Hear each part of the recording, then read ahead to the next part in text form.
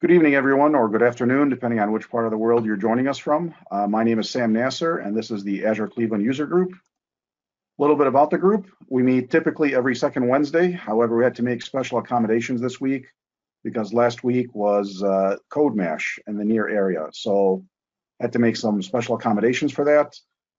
Meetings are free of charge and open to the public, and we cover a variety of topics related to Azure. You can find the meeting information posted at meetup.com at the link listed below, and that will also be made available in the chat. Some general information. First and foremost, please keep in mind participation is encouraged, and the only stupid question is the one not being asked. So always feel free to jump in with any questions or comments, and we'd like to keep it as much of a casual environment as possible. However, we also want to maintain some organization, meaning give time for our speaker to go through the demos and the slides. The presentation will be recorded and posted on YouTube. So for tonight's presentation, we have Intro to Azure Synapse Analytics by Ginger Grant. Ginger is a consultant in advanced analytics, machine learning, data warehouse, and Power BI. She's also a data platform MVP, and she's an author, blogger, and Microsoft trainer. You can find a lot of her posts at desertisleSQL.com. And with that, let me turn it over to Ginger. Thank you very much for the nice intro. So today I'm going to be talking about Azure Synapse and what you can do with them, kind of give you an intro to how all things that Azure Synapse works. So a little bit about me. My name is Ginger Grant. If you want to get a hold of me after this, pretty much everything that I generally say, Sam said for me. But feel free to hit me up on Twitter if there's anything after this that you have a question about that you haven't remembered to ask during this session. So we're going to be talking a little bit about Azure Synapse today, and I wanted to kind of review the architecture sort of lightly so you understand how it works. Azure Synapse is based on an Azure Data Lake. You have to create an Azure Data Lake Gen 2 to be specific, for Azure Synapse to work.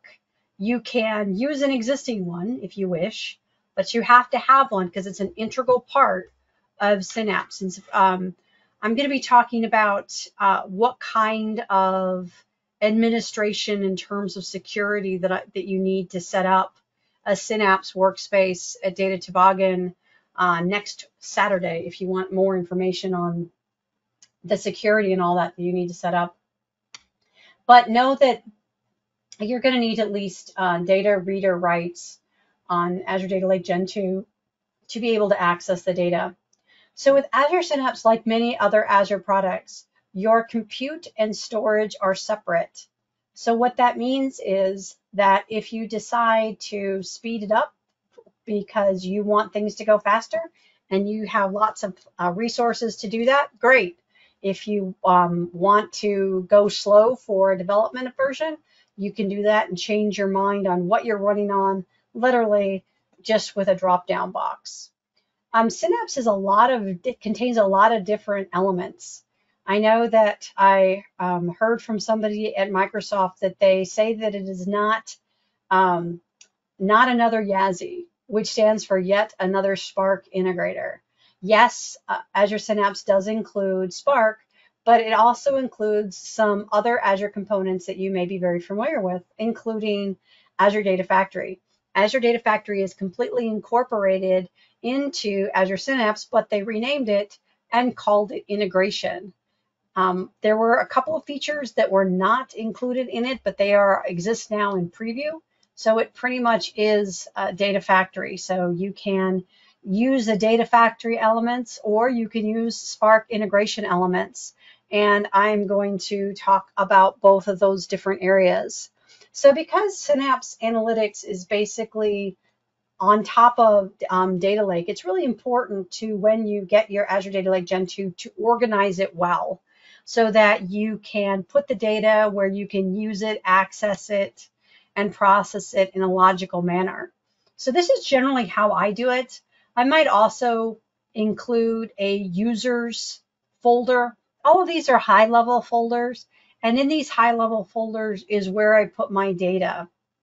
Generally speaking, what I'm using Synapse for is basically a cloud data warehouse.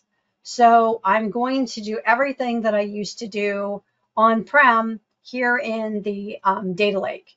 So things like I need to have an operational data store. I've got a client right now that has data from their on-premise SQL Server. They have Salesforce, and they have some flat files that they get from their state government. All of that information will go into my curated area eventually once I have it all joined together and normalized and all that good stuff. But to be able to do that, first I'm going to dump it into my raw area. So my raw area is where I have my source data from wherever the source happens to be. I might also have data that I have, say, for sound files, if I want to keep a whole bunch of them there. And the reason why is data lake storage is cheap, and it makes a lot of sense to consolidate any and all random data that you have into a location where it's easily accessible as well as secure. And this is what provides me for that. So if it comes from a source system and I haven't tweaked it, it goes into raw. And I'll have a folder there. For example, I'll have a Salesforce folder, or I'll have a name of the name of the source system, which in my case was Compass. So I've got a Compass subdirectory in my raw folder. All of my different raw subsystems are in there. Well, after I get my raw data, I'm going to start playing around with it. I'm going to do this within Synapse, and this is my purpose of using Synapse, is to do this kind of data transformation and organization. So in my structured area, let's say, this is not hypothetical because this is real, I get all this data from Salesforce, and it has these horrible names that are very hard to understand.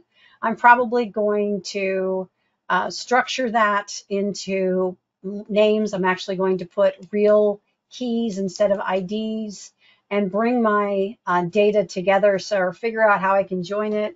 I might exclude things that I don't care about in my structured area, and then I might start joining it and putting that into stage. My reference area, that's where I'm going to contain perhaps anything that I might need for my pipeline. For example, if I am getting out of my Salesforce data source, if I'm going to get a file called current, or I'm going to get a file called enrollment ABC, I will list anything that I'm using in my pipeline creation and development, I'll have in my reference folder. I might also have perhaps something that doesn't exist anywhere else. Maybe I got a spreadsheet that has detailed location information that I had somebody make up for me because I wanted it and it didn't exist anywhere else. So I might have that in my reference area. I might have the different kinds of ways that you could abbreviate a country. Anything that I might want to use like that, I'll put it in my reference area. And then I'm going to use Synapse to make it pretty. I'm going to make myself a data warehouse. I might make a couple of data marts in there. All that's going to be in my curated area. So I'm expecting that my users will be in my curated area. Now, if I want to archive some data off because I want to keep my older data in the given location, that's where I'm going to put my archive information. I might also have a user area, and I'll especially have that if I'm working with a bunch of data scientists, because data scientists need to do a lot of data manipulation, and that's part of their development life cycle. So I might have a user subdirectory. So all of these are going to be how I'm going to organize my Azure Data Lake, which is part of Azure Synapse. So this is the underlying data structure, and this is the underlying compute. So Azure Synapse has 4 different kinds of pools. One of them is one I rarely ever use, and that is the dedicated pool. And the dedicated pool was the first pool that was created for Azure Synapse, which is the replacement for the Azure Data Warehouse. So a dedicated pool is designed to be a very large data warehouse. If you've got data over 1 terabyte and you want to do a lot of very complex ad hoc querying on it, dedicated is where you're going to want to do that. Your serverless pool is a pool that you don't configure. You don't create it. You get that when you get Synapse. It's created for you, and it's used for querying SQL. It's $5 for each terabyte of querying, so it's very inexpensive. That's quite different from a dedicated pool, which is you pay for every minute that it's turned on. The next pool that you also have to create is the Spark pool. Now, if you're going to be using Spark, and of course Spark is fun, so I hope you probably will, you're going to want to create a Spark pool. Spark pools are used as the compute engine for running Spark. Spark is taking existing code like Scala and Python or .NET and making it very scalable by using a data structured format that allows it to massively multi-process the data. The last pool is an integration runtime. Now you also get one of these when you create a Synapse environment. It is also a Spark pool. If you don't like the one that's default created, you can use another one. And the integration runtime is what is used for the pipelines that you might create, the integration part of Azure Synapse. So just to go in a little bit more detail, your dedicated pool, that's that new version of Azure Data Warehousing. You create it, so how big it is totally up to you. The smallest one, I believe, costs $1.50 an hour. You're charged for every minute that it's run. It's very scalable. It's separate from your data, so you can choose to turn it off. You can choose to run different sized pools at different times of the day. And you can easily change the configuration. And like I said, this is really designed for greater than a terabyte. It's optimized for massive multiprocessing. And if you don't have a terabyte worth of data, frankly, you're not going to get a huge amount of benefit because that's not what it's designed for. It's designed for lots of data. Now, my serverless pool is created with my workspace. I'm charged when I use it, and I can use it to query my flat files. And when I query it, it uses T-SQL. And I can get the environment to write some of the code for me, which is truly awesome. So I can use my serverless pool to take a look at the contents of what I have in my data lake and see what I want to do with it, which is kind of a neat thing to do with it as well. I can also use my serverless pool to create virtual databases on top of my data lake so that I don't have to pay for a database at all. I can use that virtual database as a database to perhaps run Power BI or do ad hoc querying, as long as I'm not in that big of a hurry. So your Spark pool you can use for writing data transformation code of a number of different kinds. You can also use it to do machine learning processing because the Spark engine includes a lot of really great libraries for doing machine learning. As a matter of fact, Spark was originally created to solve a machine learning problem. Spark was created to solve a Netflix contest in 2010, I believe. And that contest was to figure out an algorithm to determine what people would like to watch based on their viewing history. Well, funny enough, the winning solution, they did not use Spark. And Netflix didn't even use the solution because it turned out it was too slow. They were going to have the contest again, but they realized that they violated all of their user privacy laws. So then the contest was held once, and that's what we got Spark out of. Just for a little other bit of history, the Spark was created out of the University of California, Berkeley. And most of the people who created Spark, which became open source 2 years later, they decided that they wanted to make money instead of open source software. So they created this little company called Databricks. So that's the story of Spark. Now, Spark is truly open source in its implementation on Azure Synapse. So if you wanted to write your code locally on your machine and then migrate it up to the Spark pool, other than changing the data connections because they use a little different library, you could definitely do that. It uses notebooks. The notebook format that is used in Azure Synapse is called Interact. It is a flavor of Jupyter Notebooks. It's not exactly the same thing as Jupyter Notebooks. It's more forgiving because it contains the ability to format without knowing a whole lot of markup. So you can format it for the markup without having to remember how many pound signs that you need for how many hashtags you need for this and that. Because it is the Spark pool that's used in Azure Synapse is open source, it's not the same as Databricks, which is a proprietary version. So your code will not exactly work back and forth between the two. So integration runtime is another Spark pool, and it's used in, ta-da, integration. This is also created in your Synapse workspace when you create your Synapse workspace. It is called Auto Resolve Integration Runtime. Now, if you go look at anything in the Microsoft documentation regarding ADF, you'll notice if you look at the top of it, it says also for Azure Synapse. The code base for Synapse integration and ADF is virtually the same. There's a couple of small differences, but in the majority of functionality, if you can do it in ADF, you can do it in Azure Synapse. So let's take a look at the Synapse workspace environment. So I won't bore you with how to create a Synapse workspace. Basically, it's follow the little objects, make sure you follow the naming things, and figure out if you want to use an existing ADLS or you want to create a new one. And make sure, as always, that you put everything in the same location so you don't incur back and forth charges.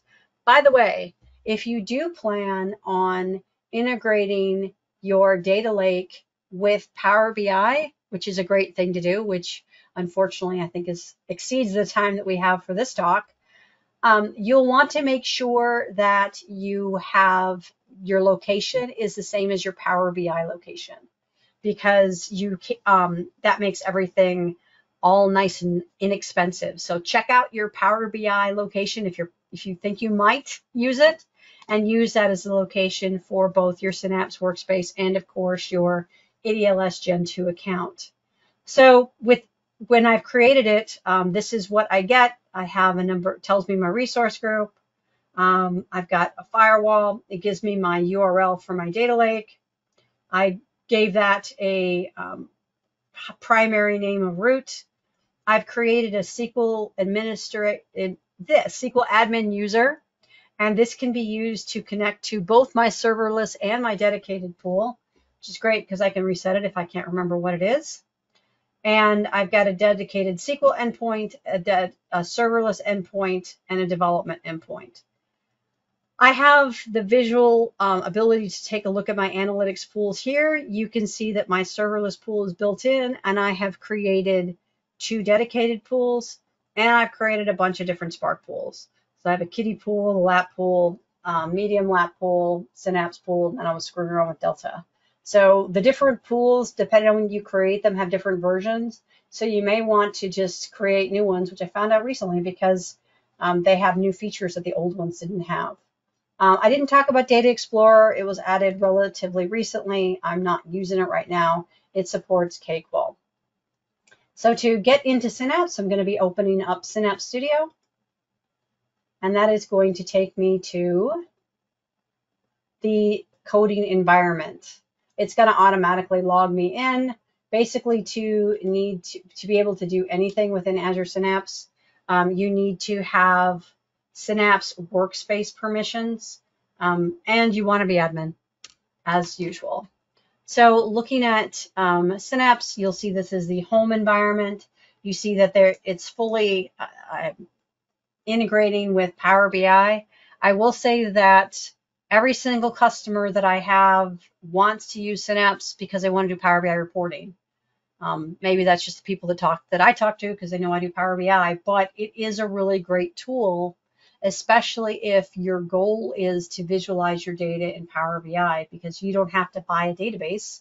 You can just use your data lake, which is a really cool thing. So there's a lot of really great, if you want to learn, there's a really good stuff in the Knowledge Center. It shows me some of my different sources. And there's projects in here that you can start and see how they run just by opening them up. So in my data area, I have a number of different linked database. I have a data lake, Azure Data Lake Storage Gen 2. This is my primary one that I had to have when I created this workspace, but I also have a couple of other ones because I wanted them and I added them to my environment. I've also added Cosmos DB, and I added blob storage just for fun. Integration data sets, these are created as part of my different pipelines that I've created, so more information about that. But I did tell you that one thing that I think is super cool about using my serverless pool is that I can use that to query my data in my data lake. So if I look at my data lake and I look at my raw area, and I want to take a look at some of my data going, what the heck is this EMR thing anyway? And I notice I've got a CSV file. I can just right click and say, yeah, what is that? Oh, can you show me the first top 100 rows of this? And I'll turn this off. I have this all big so that you can see it. I'm going to, with CSV, it doesn't automatically put headers at the top. So I'm just going to add a real quick thing that says headers row equals true is what I think it is. I'm not seeing my IntelliSense, so I'm very, very sad. Because generally speaking, it'll tell me that. If this isn't, I'm going to take this off because my luck, I will have the IntelliSense that's wrong. I count on it, and it's not here.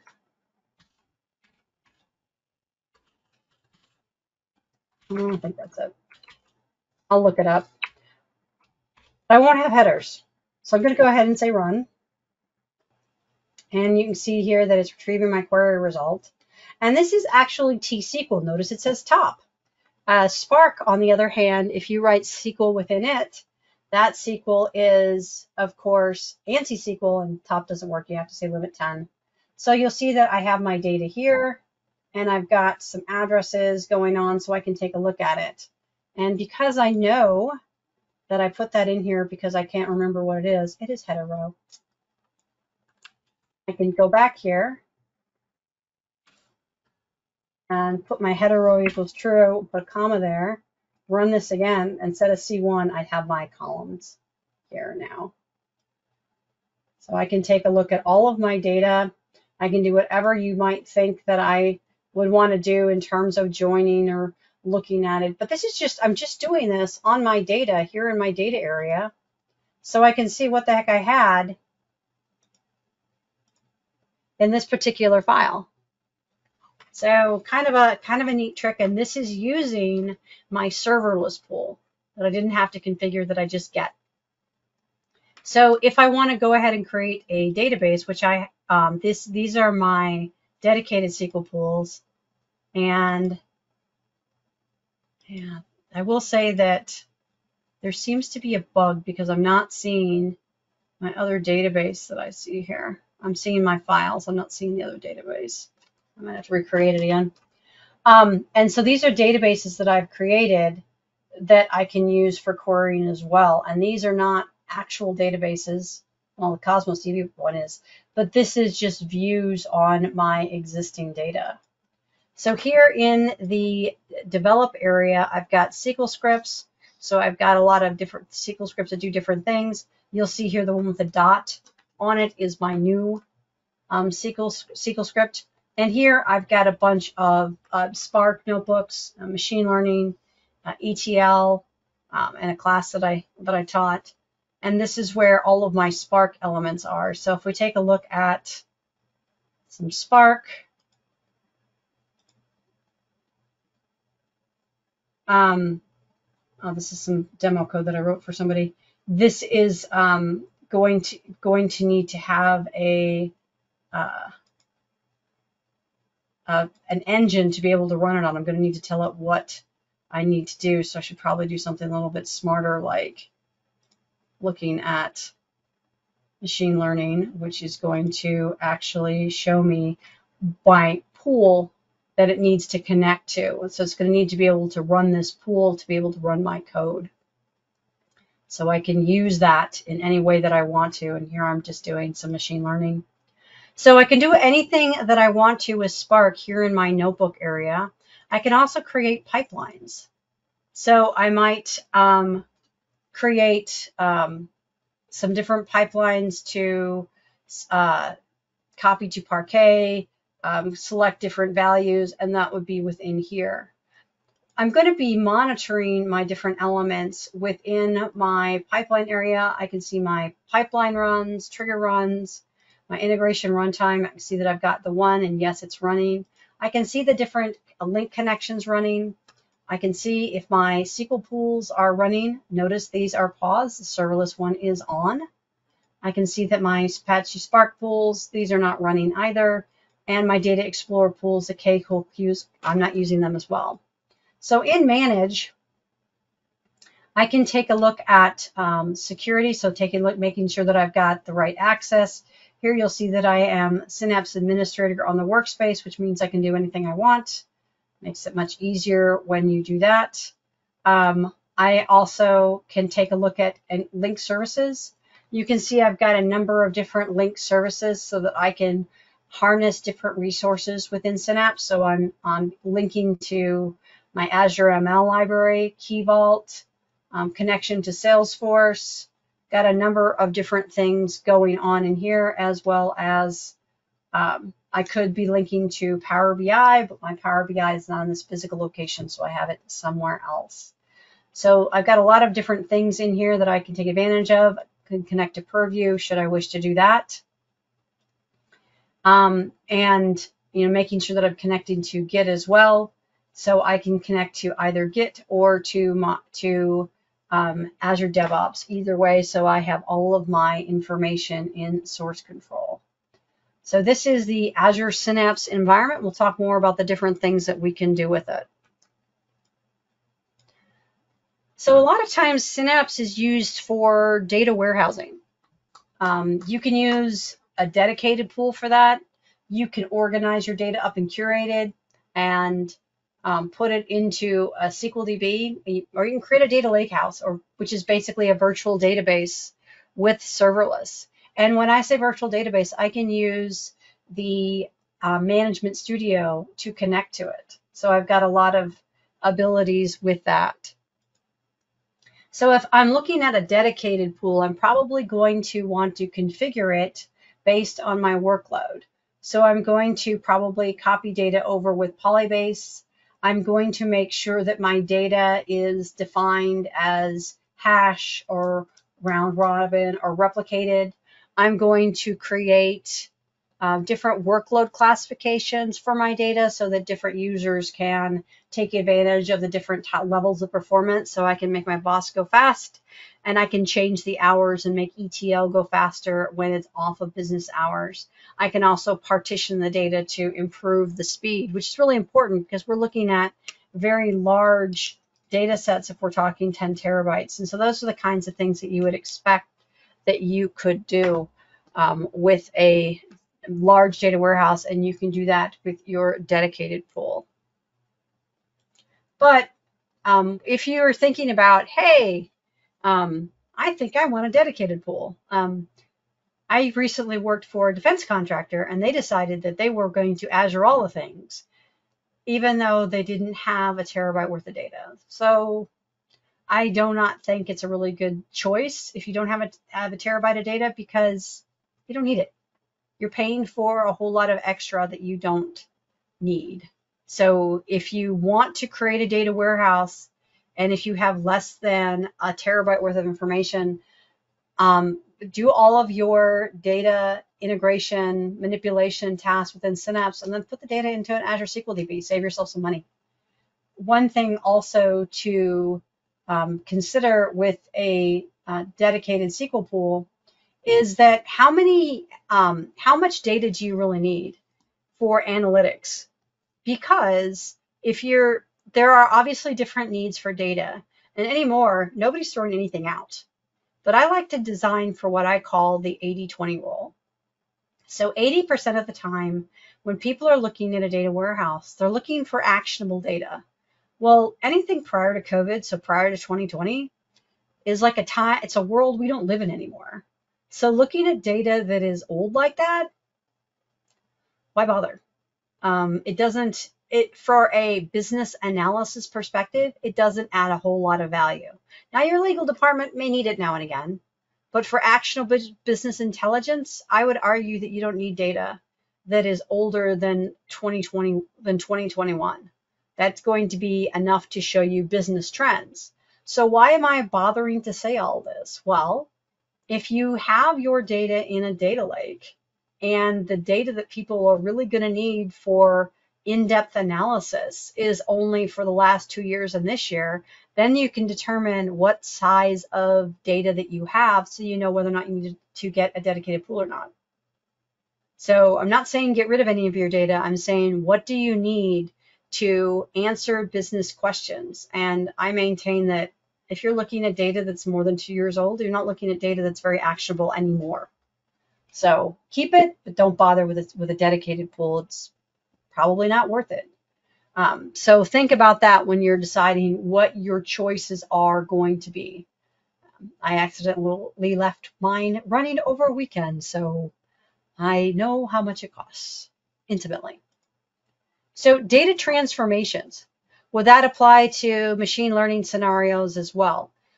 Yes, because for a machine learning scenario, I am going to create my own special data set that I am going to use because it's going to answer a business question. And because I'm going to create that data set, I may or may not use a data warehouse for that because it may have manipulated the data in a way that I don't want it. If I'm doing machine learning, chances are I want the raw data. I don't want anything that's been ETL'd. And I don't want it the way the warehouse has it because that's not good for my analysis. That format doesn't work for machine learning. So yes, it applies to that as well. Machine learning, generally speaking, I remember recently I was talking to a client and they're like, oh, we've got 18 years of product information that we can analyze to see about our customers. And I said, really, that's great. And then I looked at their product information and they said, oh, I said, why are these names different? Oh, we changed the product. We did some consolidations like 10 months ago. And I'm like, well, then you have 10 months worth of data. And I would argue that machine learning is the same for actionable intelligence as well.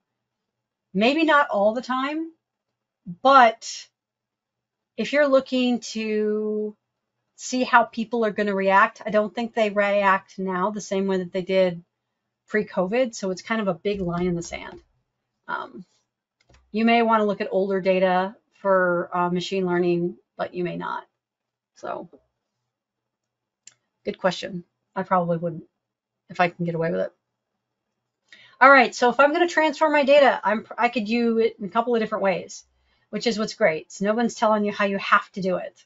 If ADF works for you, that's great. That's the integration pipeline. Write pipelines to your heart's content. Or you could do Spark. Now, if you do Spark, you can do things a lot smarter because Spark allows you to write both Python and SQL, and you're not burying your code in data flows. So you'll probably want to do some combination of the two. Or you might want to find that if you're interested in price and performance, you may find that Spark is a better choice for you. So what kind of things am I looking at? So integration runtime, that's basically talking about your Spark pool. And it integrates with Synapse and you can monitor it. So if you're just going to do ADF, you're like, well, why should I move it to Synapse? So you have one less place to go look at things. You could totally do it. And I've seen people that write the exact same stuff they would write in ADF and they write it in integration pipelines. But because the monitoring is pretty cool. There is also, and I don't have time to talk about this either, but there is this really cool tool that Microsoft has created in GitHub, and it is called Synapse Toolkit. And if you create a log analytics component within Azure, you can incorporate the data from your pipeline runs and other runs into log analytics and do some really cool analysis with it. So another reason to do that, to run your ADF with inside Synapse, because then you've got those additional features which aren't available any other way. So you've got pretty good monitoring with it. You may have issues if you do a lot of data flows. So they're maybe difficult to understand, easy to create, and hard to run in the middle. So what am I talking about? I'm protecting this client to protect the innocent, but this is the kind of thing that you could write this in a whole lot easier way if you just did this in Spark, because they're like data flowing everything. Then this is all this to create a calendar. That's all this does. So, you know, they're sourcing from dim date, they're deriving columns, they're filtering. And oh, by the way, this isn't cheap either. So they're writing this, you know, data flow and have it help you, generally speaking, if you write a data flow that crashes in the middle. So while if you look at this, this is obviously in Synapse, you could write this. I wouldn't, because it's a bad idea. You can make it more efficient if you choose to do it within Spark. So Spark, using the open source version, you can do different scaling, and it supports Delta Lake, which allows you to do versioning. And your libraries are based on your different pools, so you can have different pools and different pools for different libraries, and you can configure and monitor the different pools as well. So what you would then have is you would integrate notebooks. So you would incorporate a notebook for transforming your data. You would use your Python for creating data frames, and then you can add SQL to transform your data, and that's going to decrease your Azure spend. So let me show you an example of that.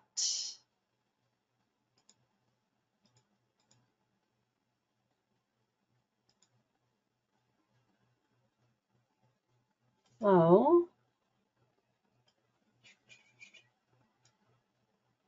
here I've got a pipeline.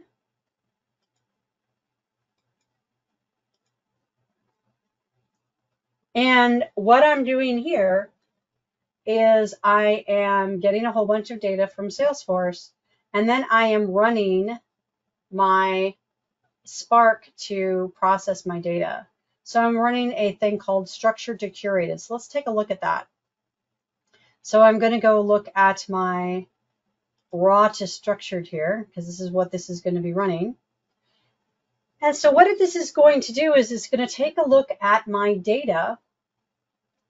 And here I'm loading up my data. And then I'm going to put that into a data frame that I can take a look at my data from within it. And using this command here, which is create or replace temp view, then I can start writing SQL. So I can write different kinds of ANSI SQL, not T-SQL statements, there are some differences, to put things into structured so that I can then move them into curated. So this will, you know, basically put that. And the reason that I'm doing a lot of SQL is because I have a lot of clients and I don't like maintenance. And my goal is to have them support the code because I think support is boring. And so what I want to have happen is that they can run this themselves. And if they are running a bunch of SQL statements, so I'm loading here, I'm loading up my data, and then I'm doing a bunch of, you know, funky joins to get my data, then they can do that. And oh, by the way, this is what you have to write instead of substrings if you're writing data in ANSI SQL. So instead of me writing a bunch of Python, I'm writing SQL with this magic command, and that way that data can be written to my curated area, my client understands it, it runs in my pipeline, everything is good. So kind of a nice, cool design aspect of it. So I'm using my pipeline because I like the way that it flows, like the way that it triggers, and I'm using it to call notebooks that I do for all of the hard stuff. So with serverless and ADS, what I can do with that is I can create virtual databases. Now, I haven't really gone into this in any large degree, but I'm going to probably format and store all of my data in Parquet files.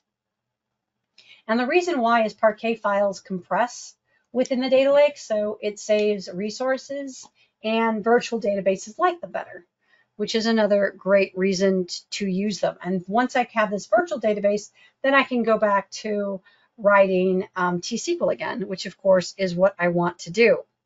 So to create a T-SQL, I'm going to, create an external table and then put external tables into it. So let me show you how I would create a virtual database and then connect to it within SQL. And I don't have that connected yet. I'm going to go ahead and connect to my database first. Connect, database engine. And notice that my database engine is my Synapse 11.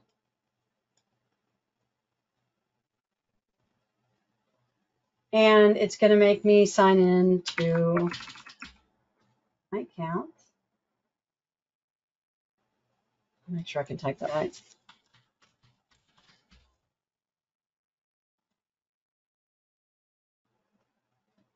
What?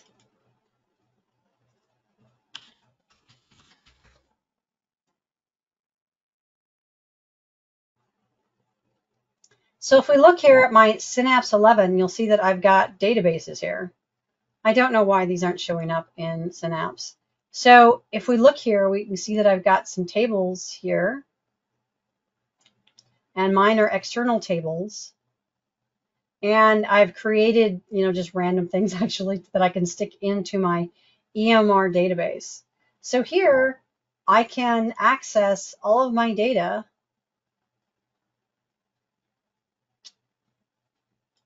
If I'm not having bugs with my Synapse that I don't understand why I'm having. Well, I don't know why this is happening, probably because I did not make the appropriate sacrifices to the demo gods. But I'll show you how I set this up, and generally speaking, I don't have these issues with it not working. So let's take a look at the code for this within Synapse. So I'm going to go back to Synapse here, and I'm going to show you, whoops, wrong one, show you how I can make that work. So if we look at my SQL scripts, if I want to create a logical database, I've got code for that. So if I create a logical database, I'm going to first run this command that says create logical database. And once I have my logical database created, then I'm going to encrypt the master key, create database scope credentials, and then I can start adding elements to it. So I can add anything I want to this database, and there's a really easy way of doing that. And I will show you how you can do that without having to write any code. So I can go over here to my data in my linked area, and I can take my data. I've got some data that is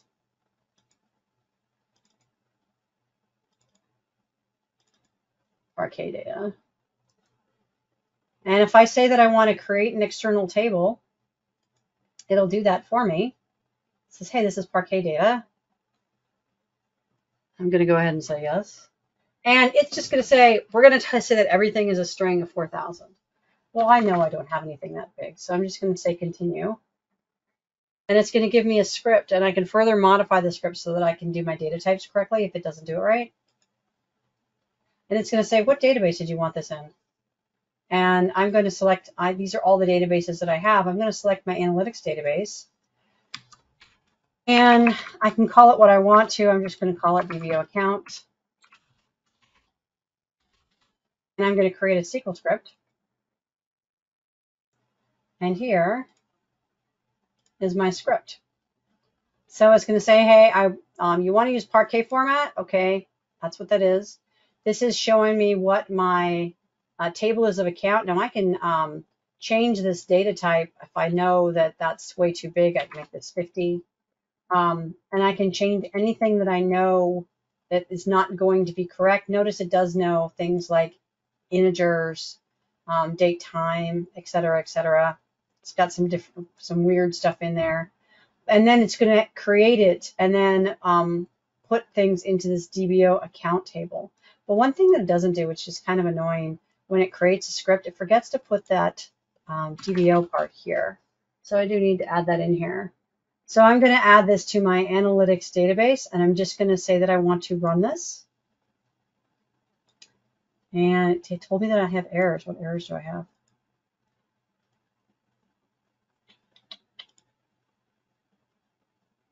It says I have errors. It's not telling me what they are. Go into monitor, see if it'll tell me what my error is here. Not seeing anything that's showing me the errors are lighted here. Great. What I'm guessing is it's not liking one of my data types. So what if I change this to 150 and change this to R1? And if this doesn't work, I will show you how I did this with another one that certainly did work, but this should run. Well, I can tell you how I did it with another one. So this one, I've basically done the same thing, except I saved it off because I wanted it to work. This is delimited text. I'm basically telling it where it is. This is a CSV file, and this is going to put it in logical DW, but I can change this to analytics, which if we look in here, certainly does exist.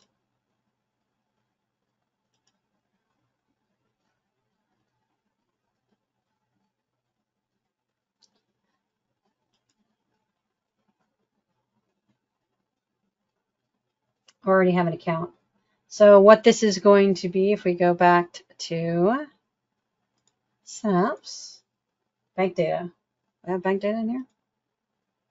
I do. So I'm going to call this bank data 2 so that I won't make sure that I don't have any issues.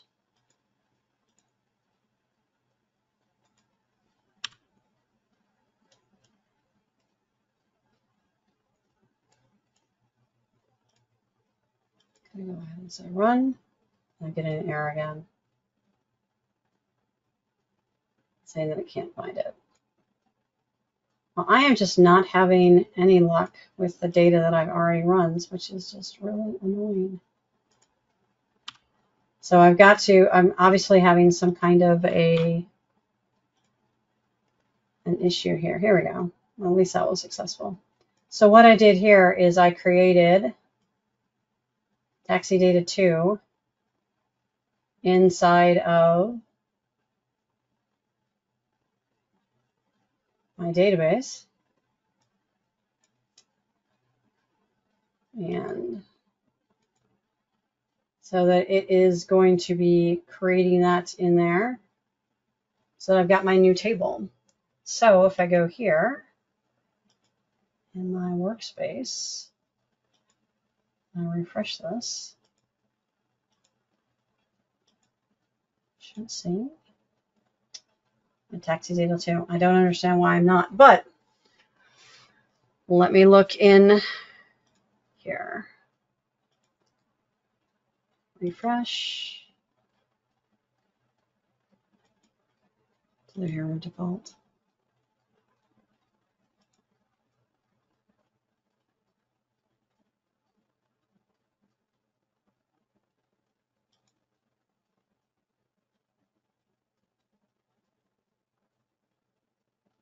I don't know where it went. I swear I do not have these problems when I'm connecting to other databases. I must have screwed up mine somehow. I will say that just to show you something that actually does work, let me connect to something else. Well, the errors appear when I try to run it. So if I go in here, I've got a number of different tables that are created here.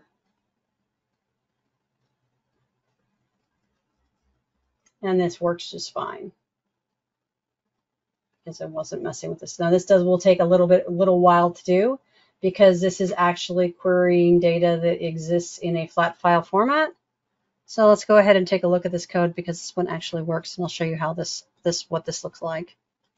So what this is doing is this is creating this enrollment. It is using this curated database. Notice that this is my curated database. I am able to select off of it. And if we look at my data, this is coming from a curated enrollment area. So if we take a look at my data in storage browser and look at log containers, curated,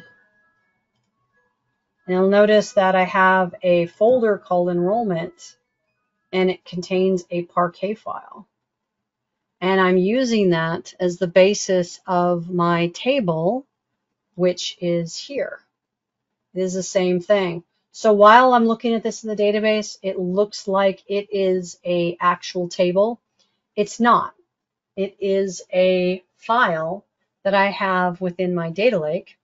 So if I wanted to look at it, we just looked at it from within Synapse, and it exists within here. So if we look at it inside of my database within curated,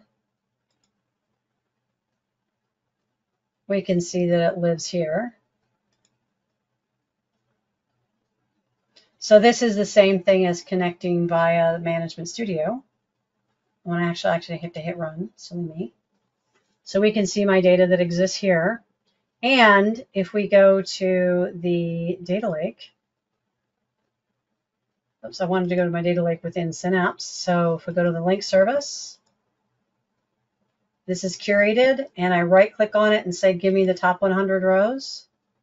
And it says, wait a minute, is this Parquet? Yes, it's Parquet. So I get the same information. So it's really not a database. It's something that I made up. It is a table, and I can look at it as a table,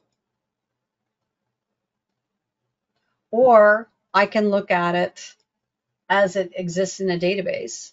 And oh, by the way, this database, I can connect to it using anything that will connect to an Azure SQL database. So while this is a database that I created with statements in SQL, it's not a database, it's a bunch of flat files, and I created code to make that happen. So any questions about how I did that? I don't know why it's not working in the other environment, but it is working here. So this is really my goal, is to create a virtual database with curated data that I can use for populating Power BI. So with that, we talked about the different kinds of pools that were used in Synapse. We discussed the different uses of data, what you can do with it. We looked at integration, how you can use pipelines for that, and also Spark and dedicated pools. So with that, do you have any other questions?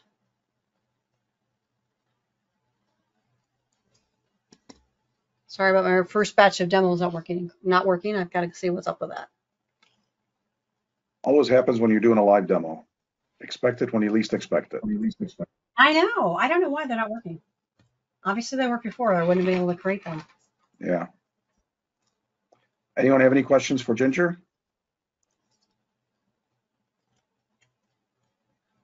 All right. Well, thank you very much, Ginger. That was a great overview. And if you don't mind, I will take back the presenter. I have just a couple of wrap-up announcements. Certainly.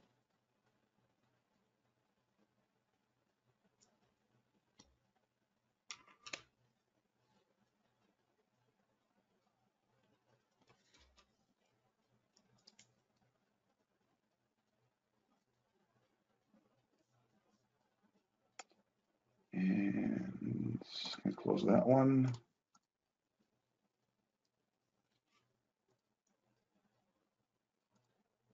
All right, so as far as the recording, it's going to be edited and uploaded in the next couple of days. And kindly ask you to subscribe to the YouTube channel to get upload notifications. In addition, the links have been posted in the chat window. And also some tech events, which we'll cover in just a little bit. Those are going to be posted on my blog, samnasser.blogspot.com. And again, ask you to subscribe so you can get updates. And last but not least, the feedback eval.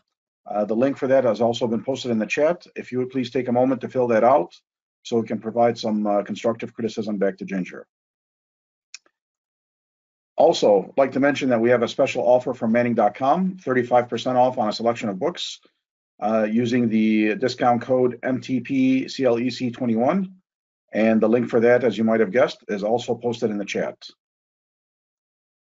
As far as upcoming events, since the beginning of the new year, not a whole lot is going on just yet as we're winding up. So there are 2 user groups that will be happening in the very near future. Tomorrow is the Great Lakes Users Group.net, and you can find the meeting information posted on meetup.com. And this will also be posted on my blog as well. And then on January 26th, which is next Thursday, we're going to have Matt Storgerson from Microsoft talking about C#11.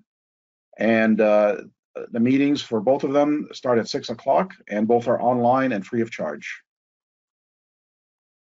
One thing we always like to do is discuss job openings. So TechSystems always has jobs posted at techsystems.com/IT-jobs. But we also like to ask who's hiring and who's looking.